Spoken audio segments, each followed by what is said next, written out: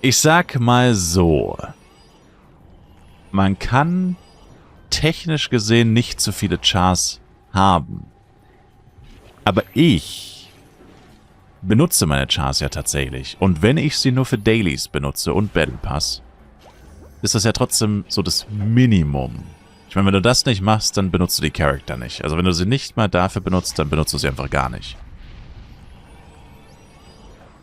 Und wenn ich jetzt 8 Chars machen würde, wo ich 6 Monate reinstecke und mich dumm und dämlich level, um die wieder auf 146 plus zu kriegen, weil alles andere wäre für mich ein Fehlschlag, wenn ich sie nicht mindestens auf 146 kriegen würde. Was nicht sehr schwierig sein dürfte, aber ich meine nur, also, das wäre so mein Minimum. Alles andere wäre für mich persönlich, bei meiner Spielzeit auch und so, ein absoluter Fehlschlag. Und wenn ich die dann aber so hoch gezogen habe, extra, dann höre ich ja nicht auf zu spielen. Also beziehungsweise dann sage ich ja nicht, ja gut, und jetzt habe ich keine Zeit mehr, weil jetzt habe ich schon so viele Chars, jetzt kann ich keine Dailies mehr jeden Tag machen mit denen. Ja, schön war's, wir sehen uns dann nächstes Jahr wieder so ungefähr. Das ergibt ja keinen Sinn. Also ich will ja schon die Chars, ich meine, es wird darauf hinauslaufen, vor allem Ringmaster werde ich irgendwann zu viele haben. Wenn ich jetzt jeden FEC in Ringmaster und irgendwas anderes starte, logischerweise habe ich dann irgendwann ein bisschen einen Überschuss an Ringmastern. Das ist ja klar, sag ich mal.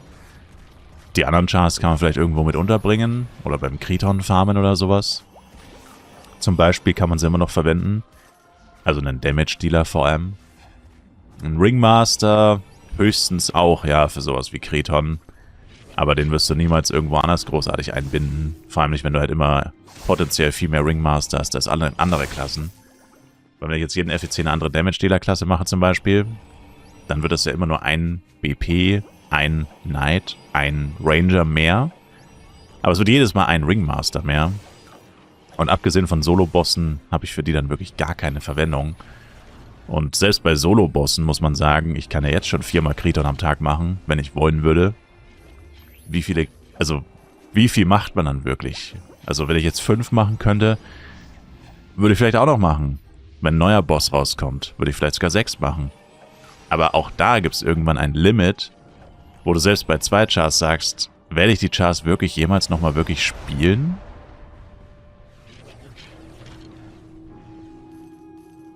Und das ist ja die Frage, die ich persönlich, also nicht ihr, weil ihr habt ja eh noch nicht so viele Chars, also keiner von euch hat so viele Chars. Gibt nicht viele Leute, die so viele Chars haben, denke ich. Es gibt sie, aber es gibt nicht so viele davon. Und deswegen ist das halt ein bisschen eine andere Sichtweise. Weil wenn du jetzt deine ersten 2 Chars hast, oder selbst wenn du 4 oder 8 hast, na, ich habe halt 25, die ich auch täglich spiele. Oder halt, wie gesagt, das absolute Minimum namens Dailies und Battle Pass mache. Und nochmal 8 Chars würde halt bedeuten, täglicher Zeitinvest von über 2 Stunden nur für Dailies. Und ich will ja aber auch noch was anderes machen, außer nur Dailies, ne? Ob man es glaubt oder nicht. Die Dailies sind leider so viel wert, noch, dass es sich halt lohnt. Aber auch ich habe irgendwann genug. Also, so wie es momentan ist, habe ich schon öfter gesagt, ist es halt okay. Mehr würde mich dann aktiv abfacken. Gut weniger nicht, aber gut weniger wüsste ich halt, okay, dann kommt halt auch nicht mehr so viel Kohle bei rum, beziehungsweise würde ich weniger Battle-Pässe pro Monat abschließen. Weniger Battle-Pässe pro Monat bedeutet langfristig weniger Products. Weniger Products bedeutet keine 10 Millionen A-Products mehr beim nächsten Upgrade-Event. So ungefähr. Deswegen sage ich mal, so wie es jetzt ist, passt es halt. Aber mehr ist dann halt, wie gesagt. Und wenn ich eh nicht mehr will, dann brauche ich auch keine 8-Char-Taktik machen. Weil, wie gesagt, ich level ja nicht 8 Chars, um sie dann nie wieder zu spielen. Und dafür lohnt sich das ja nicht. Der Sinn von den 8 Chars ist ja eben, dass man sie langfristig benutzt, um damit unter anderem Battle Pass zu farmen.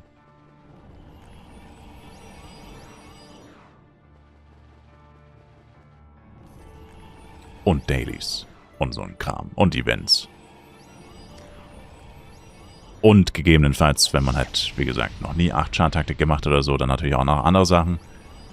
Aber für mich wäre es halt das Einzige, weil ich habe ja schon so viele. Und deswegen ergibt es für mich keinen Sinn. Also, man kann theoretisch nicht so viele Chars haben. Wenn man aber noch was anderes machen will, außer nur die Dailies und den effizientesten Teil des Spiels, also quasi Dailies und Battle Pass und dann wieder offline gehen, so ungefähr. Das ist die im zeiteffizientest verbrachte Spielzeit, aber halt auch die langweiligste. Und wenn man halt noch was anderes machen will, dann kann man halt schon sagen, dann sind es irgendwann zu viele Chars, weil du ja dann irgendwann gar nichts mehr anderes machst. Also ich habe es früher mal gesagt, das Effizienteste, was ich mir persönlich vorstellen kann, wobei das wahrscheinlich, also wenn die Inflation noch schlimmer wird, wird das irgendwann tatsächlich nicht mehr so sein.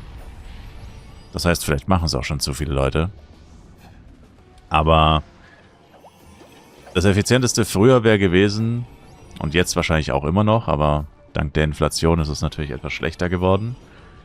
Das Effizienteste wäre, du hast 8x8 Chars, gehst in den Tower, brauchst pro Tower, sagen wir mit Umloggen, mit Equipment hin und her tauschen, brauchst du 12 Minuten. Das ist realistisch, 8 Minuten zum Clearen, 2 Minuten Character und Party auswechseln, plus 2 Minuten Equipment tauschen und buffen. Also das ist echt alles, da ist wirklich alles mit dabei.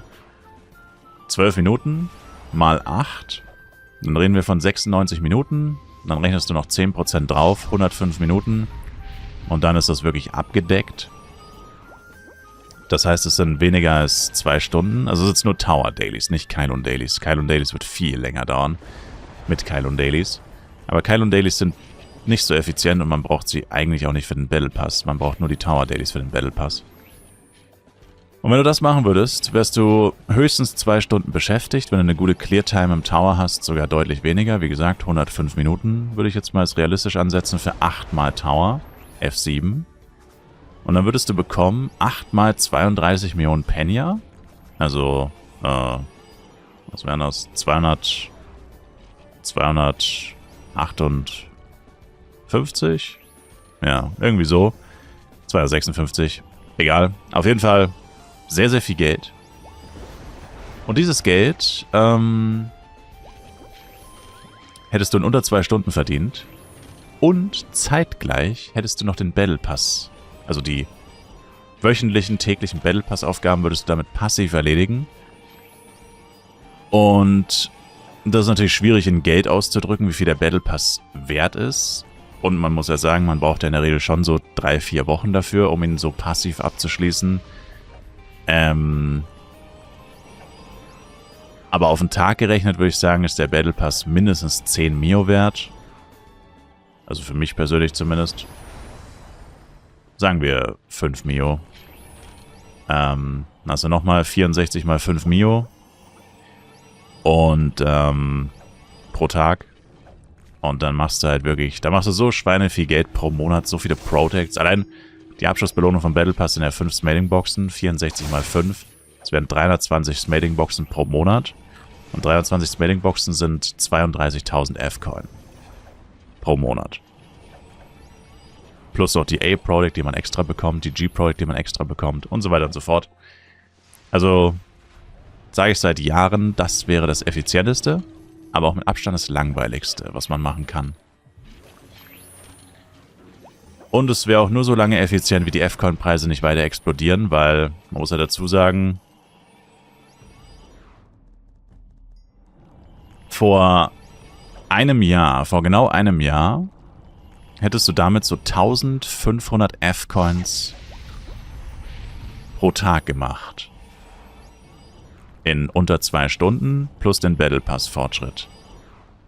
Stand heute sind das gerade mal noch so 800 F-Coin, also fast die Hälfte nur noch, weil sich der F-Coin-Preis halt verdoppelt hat. Seit letztem Jahr, was einfach nur geistesgestört ist. Entsprechend ist die Effizienz, falls das wirklich jemand vorhatte oder gehabt hätte oder wirklich machen würde, wäre die Effizienz davon einfach mal um die Hälfte reduziert worden. Und wie gesagt, wenn die Inflation weiter steigt, dann der Battle Pass bleibt immer gleich. Aber Die Tower Dailies werden immer ineffizienter, weil das Pen ja immer weniger wert wird. Also irgendwann würde man dann vielleicht sagen, wenn der F-Coin-Preis auf bis zu 500 Mio steigen würde, würde sich das nicht lohnen. Wahrscheinlich. Weil dann würdest du 2 Stunden investieren für unter 500 F-Coin. Da würde dann schon irgendwann der Punkt kommen, wo du sagen könntest, na gut, für einen Battle Pass lohnt sich's vielleicht. Immer noch genug. Aber nur im Vergleich, was du davor hattest, was du 1 oder 2 Jahre davor hattest, an Geld, hast du halt einfach 80, 75% deines Geldes, das du täglich gemacht hast, einfach weniger. Das ist natürlich schon ein heftiger Einschnitt. Also, ja. Und wie gesagt, außerdem ist das stinklangweilig, also kein Mensch will das auf lange Sicht machen. Ich würde es vielleicht machen, aber dadurch, dass ich ja streame und so, das will ja keiner sehen. Imagine jeden Tag einfach nur Tower Dailies und Kylon Dailies den ganzen Tag. Also wirklich 4, 5 Stunden am Stück nur Dailies. Und das jeden Tag, niemals was anderes. Das wäre schon crazy. Also das würde ich auch irgendwann, glaube ich, nicht mehr aushalten. Aber es wäre tatsächlich extrem effizient. Also das Effizienteste daran ist halt, und das ist das, was viele Leute nicht verstehen, es ist halt sicher und garantiert. Weil wenn du Dungeons farmst oder wenn du irgendwas anderes machst, besteht ja immer die Chance, dass es nicht klappt oder dass du Pech hast. Und das ist halt komplett kalkulierbar. Du hast eine festgelegte Zeit, die eigentlich niemals abweicht, außer du hast irgendwie Disconnects oder so. Klar kann grundsätzlich da auch was schief gehen, aber Tower Dailies sind so easy, so simpel, da kann nicht viel passieren, also fast gar nichts eigentlich. Vor allem nicht, wenn du so routiniert bist, wenn du es so oft machst, dann kennst du es ja in- und auswendig, dann machst du auch keine Fehler mehr. Da kann halt nichts schief gehen. Und der Battle Pass und so weiter, das ist ja alles 100% legitim und 100% gleich. Du kriegst immer das Gleiche, das ist komplett kalkulierbar.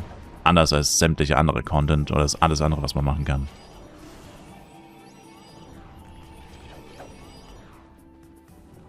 Aber dafür halt auch viel langweiliger. Wobei ich sagen muss, 100 Dungeon Runs, 100 mal den gleichen Dungeon, ist jetzt auch nicht wirklich so viel spannender, finde ich persönlich. Sobald du irgendwas 100 Mal machst oder so, geht die Spannung eigentlich auch flöten, um ehrlich zu sein. Das ist bei Dungeons für mich persönlich auch nicht anders. Die sind irgendwann auch nicht mehr spannend. Zumindest nicht mehr so wie am Anfang.